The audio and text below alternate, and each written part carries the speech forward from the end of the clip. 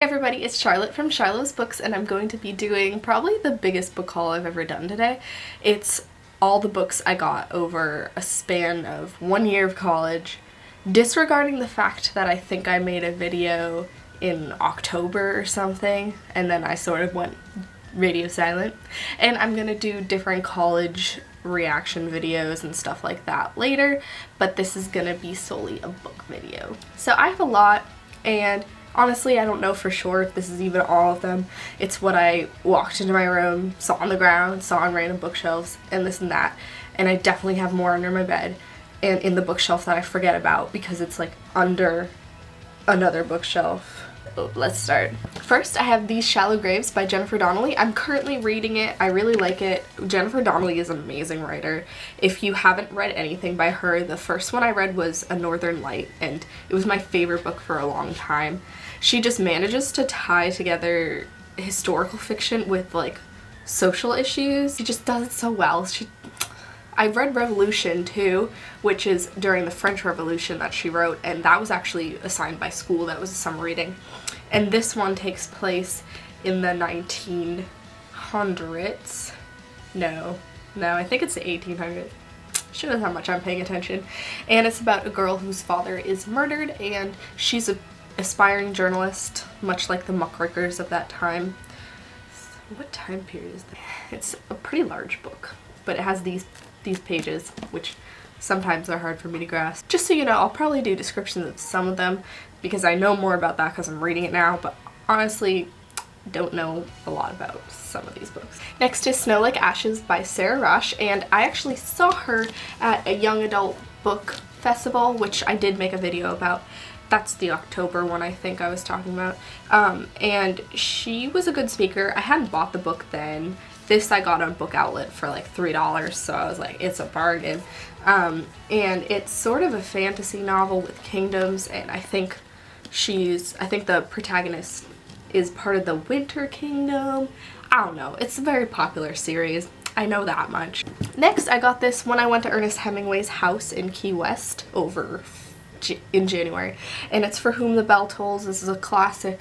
I don't like Ernest Hemingway. We read The Sun Also Rises in high school, and I really didn't like it. I mean, it was easy to read because of his style, but like, just didn't like it. So but I liked his house. He has a lot of cats at his house. If you've ever go to Key West, go to his house. It's just, they breed the cats.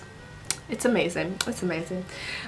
So this is another Ernest Hemingway, and I figured I should give it a try. It has a nice sticker, the Hemingway house, like.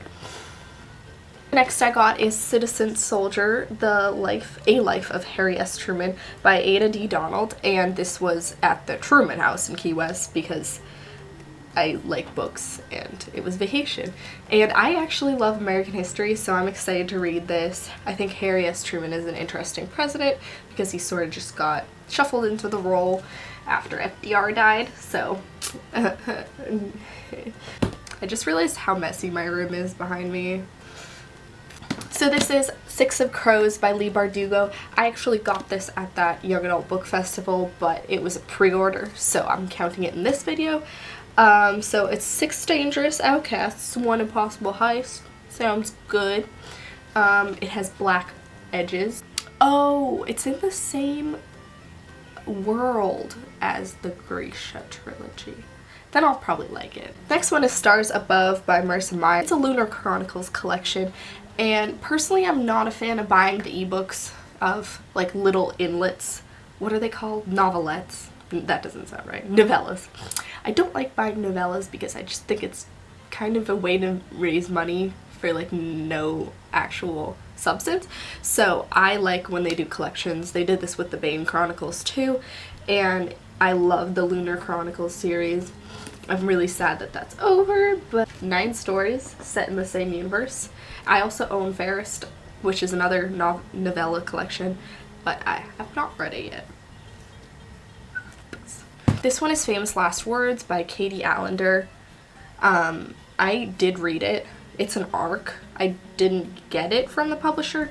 I know bookstores aren't allowed to sell ARCs technically, but this bookstore I went to, which is like a little cute bookstore, so I don't give them shit, was selling them. They were all for $3, so I got a bunch. You'll see them throughout the video. And this one is a suspense murder mystery. Hollywood Can Be Murder, and I thought it was gonna be super dumb, and I mean it was kind of dumb, but I really liked this book.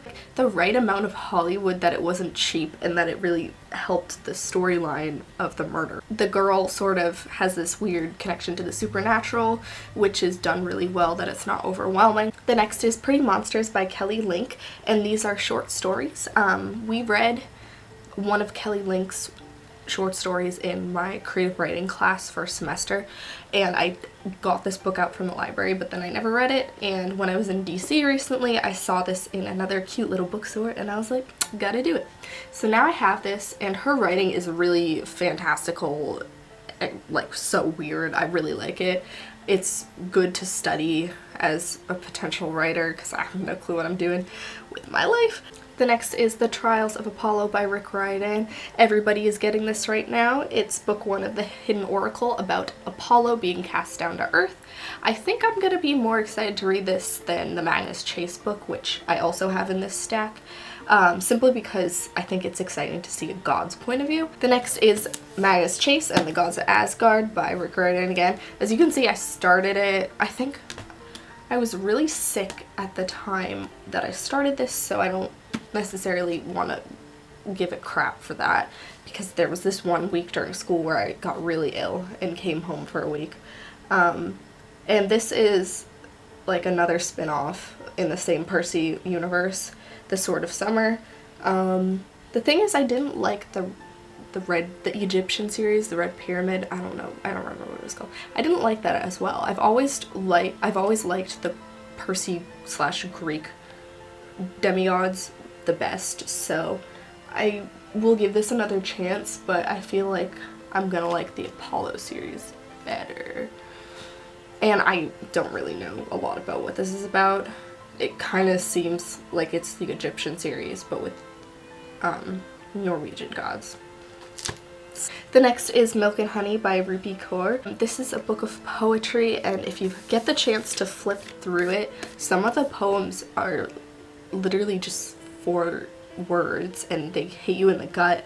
I don't want to get into them now. I need to, like, when I'm in a like meditative mood, I want to sit down and read this whole thing, because I feel like it'll hit home a lot, like just seeing in the bookstore. I'm not usually a fan of poetry, but I think this is one that can appeal to everybody, and I'm seeing a lot of people buying it recently. I can already tell it's a book that gets to the core of your being in like the most subtle way possible. This is The Rosie Project by Graham Simpson.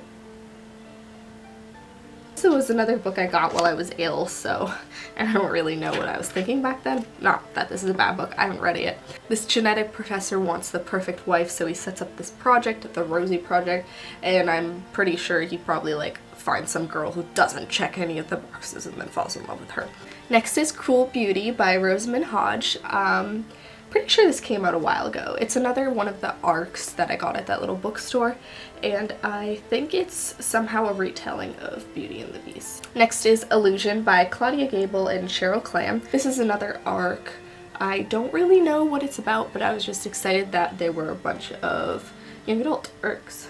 Oh, a new technology sweeping the country. The Elusion app will virtually transport you to an exotic destination. I haven't heard about this one before, for coming out in 2014. Next is The Rose and the Dagger by Renee Adi, and I saw her at that festival too. That was super awesome, and I love this series. I have a book rant about it, but rant is a good thing. So this is just the sequel. It's a retelling of 1001 Night. Wait, is this the second one and like the last one? Next I got is Dirty Rush by Taylor Bell, and I read this already. It was pretty dumb, but a beach read if anything. It was just basically about like sorority life at this little college in Delaware, and I was intrigued because I joined Greek life this semester, but it was pretty bad. Would not really recommend this, but Love Letters to the Dead by Ava Delara. This is another arc. I have seen this in a lot of bookstores like Barnes & Noble on display. Just a girl who starts writing love letters to the dead as a way to cope with the passing of her sister died. Next is All Our Yesterdays by Kristen Terrell. I have no clue what this is about. So she's imprisoned in the heart of a secret military base, and the only thing that keeps her company is the voice of the boy in the cell next door and the list of instructions she finds taped inside the drain. The Winner's Kiss by Marie Rutowski in the Winner's Crime series, or the Winner's Curse series. I read this. This is the last one. I was sad to see the series go. She's such a beautiful writer that, like, sometimes you can just, like, feel the feelings articulated in her words and have been like, wow, I felt that before and I could never describe it like she just did. This is a fantasy series about kingdoms. The protagonist, I'd say, is a girl who's the general's daughter, and he wants her to join the army. She's like, no, and then stuff happens with her slave who becomes a love interest, and there's intrigue and stuff. I'm so good at describing things. Next is Boy Snowbird by Helen Oyemi. This is an arc again. This book I remember reading about in Entertainment Weekly, so I was excited that it was an arc. It's sort of the Snow White fairy tale cast in a more socially complex setting of 1953 Massachusetts, and I'm looking forward to reading this. Oh, that was the last one. I didn't realize. So that is 20 books I just showed you that I roughly got around 2 semesters. It's definitely not all that I got. I know that there's some books that slip through the cracks, but I also get rid of books fairly frequently. So sorry this is a long video, but I tried my hardest. Thank you for watching, and please subscribe for more books and college related videos. Bye!